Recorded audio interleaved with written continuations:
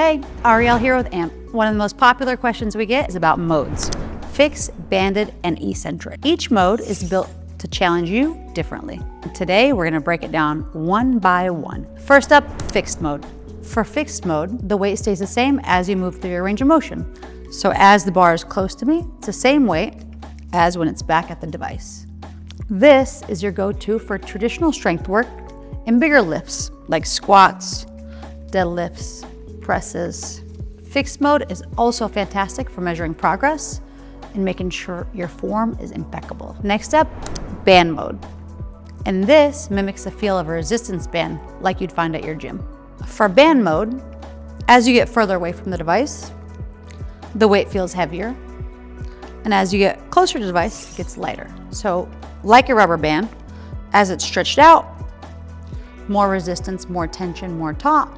And as you go back, it's a little bit lighter, whether it's for rehab, for strengthening, for explosiveness. Band mode pretty much will do it all for you. You can think of band mode like a rubber band. Another fun feature with AMP and the modes is you can choose 3 intensities. When you have your exercise pulled up, choose the mode. You have your fixed, banded, and eccentric.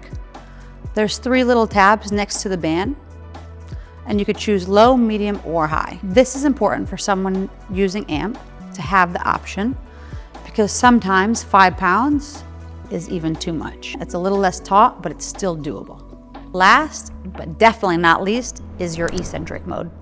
This mode makes the lowering phase heavier than the lifting phase. In your eccentric mode, it's the lengthening phase, which means you're working against gravity.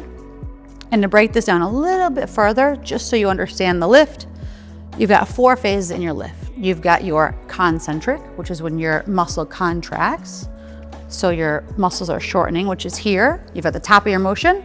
And then your eccentric, which is the lengthening phase, down where we are now, and then the bottom of your motion. This is where the muscle mass happens. So if you notice on the dial, as I go through my range of motion, as I curl up, the weight stays the same.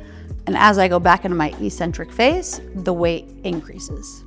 Eccentric mode also has the 3 different intensities, similar to band mode, and it's set the exact same way. And that is the breakdown of the 3 smart modes. Whether you're warming up, recovering, trying to get a pump in, there's a mode for it.